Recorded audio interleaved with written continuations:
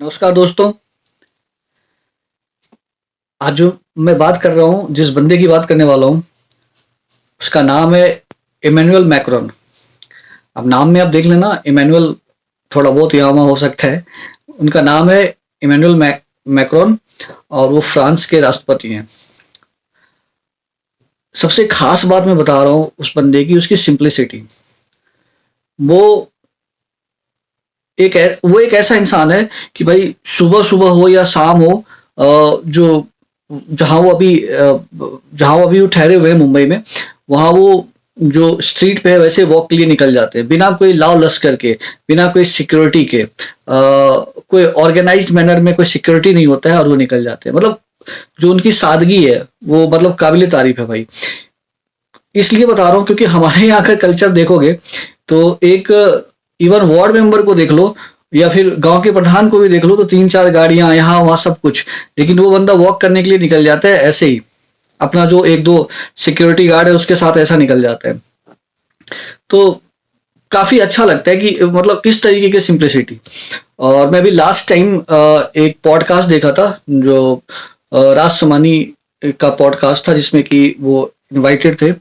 और खास बात मैं बता रहा हूँ कि भाई इतना मीडिया है यहाँ भारत में, मीडिया हाउसेस है, मीडिया चैनल है, कहीं उस बंदे ने कोई इंटरव्यू नहीं दिया, लेकिन वो उस प्लेटफॉर्म को चुना और काफी अच्छा स्मूथ इंटरव्यू था और हेल्दी कॉन्वर्सेशन था। मैं उसको इंटरव्यू नहीं कहूंगा, बेसिकली वो हेल्दी कॉन्वर्सेशन था।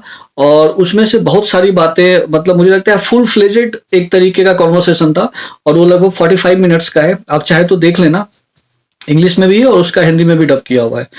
और उसमें सारी बातें जो हो सकता है, चाहे वो एआई से संबंधित हो या टेक्नोलॉजी से रिलेटेड हो या इकोनॉमी से संबंधित हो या फिर चाहे यूएस के बारे में हो, वो सारी बातें उसमें उस डिस्कशन में है। और वहाँ पे सारा उस बातचीत में सब कुछ किया गया। कि उसमें सबसे खास बात जो मुझे लगा, जो उस बंदे की, जो मैंने ऐसा कह लो जो एनकरेजिंग और इंस्पिरेशनल बात जो था, वो एक पॉइंट पे आकर के मैं उसको रियलाइज किया। ऐसे तो सभी जानते हैं इस बात को, लेकिन जो उसने एक बात उन्होंने करा है वो एकदम मतलब छू गया।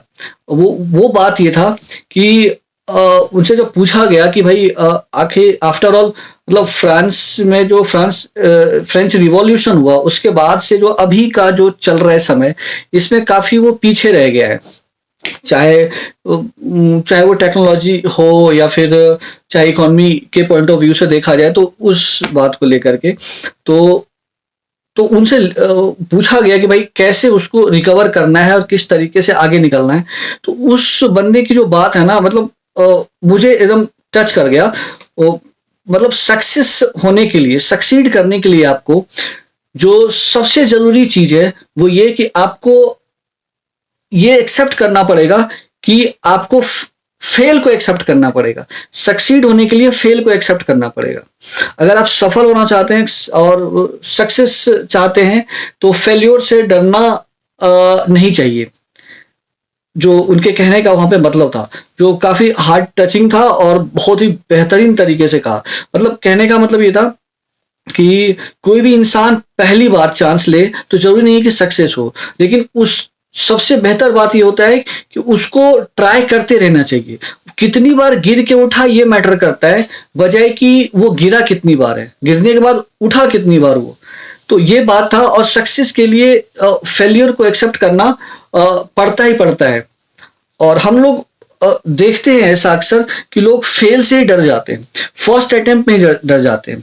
एक खास बात और कहा कि अगर 8 बारी अगर आप फेल कर गए हो तो 9वीं बारी ट्राई करने के लिए रेडी रहो। तो ये काफी एनकरेजिंग था और इंस्पिरेशनल था, जो मुझे काफी एक तरीके से कहा जाए तो देखो, मोटिवेशन तो वैसे सभी जगह मिलता रहता है, लेकिन एक पर्सनली वो बंदा बोल रहा हो जो उस लाइफ को जी रहा हो और काफी कम उम्र में जो प्रेसिडेंट बना हो, उसकी बात जो रियली अगर कहा जाए तो इंस्पिरेशनल होता है और मोटिवेशनल होता है। और इससे आप जो होते हैं ना, तो आप अगर बहुत सारी बातें सुनते हो तो प्रैक्टिकली वो जो जिस लाइफ को जी के आ रहा है वो अगर कोई बता रहा है तो वो आपका अगर देखा जाए तो एक तरीके से आपके माइंड को ओपन करता है। और इसे एक्सेप्ट करना पड़ेगा कि हमें फेल से डरना ही नहीं है। अब चाहे चाहे किसी भी प्रोफेशन की बात कर लो, कुछ भी करते हो, और ये भी वेट नहीं करना है आपको कि आप अपने आप को परफेक्ट करो। आप एक्चुअली इम्परफेक्शन में भी परफेक्शन को ढूंढो।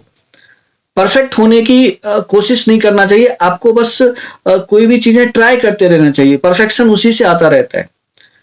तो ये जो सारा ये जो मैंने पॉडकास्ट में देखा 45 मिनट्स का था, तो बहुत बेहतरीन लगा। और मैं यही कहूंगा कि आप इस तरीके के पॉडकास्ट को देख सकते हो जिससे आप बहुत कुछ सीख पाओगे, क्योंकि एक एक ऐसा बंदा जो खास करके राज समानी की भी बात कर रहा हूं, तो जो पॉडकास्ट जो होता है उसमें काफी नीट एंड क्लीन होता है। सामने वाले को भी स्पेस दिया जाता है कि वो भी अपनी बातों को अच्छे तरीके से रख सके। मीडिया हाउसेस की अगर बात करो तो क्या होता है ना कि सामने वाला अगर कोई स्टेटमेंट दे रहा है या कुछ बातें कह रहा है तो बीच बीच में ये इंटरप्ट करते हैं, हैकल करते हैं, सही से बात को रखने भी नहीं देते हैं। तो अच्छा लगा कि वो मतलब एक पॉडकास्ट में जाके और पूरी तरीके से अपने बातों को रखा। तो आप चाहे तो देख सकते हो पॉडकास्ट को, बहुत अच्छा लगेगा आपको। धन्यवाद।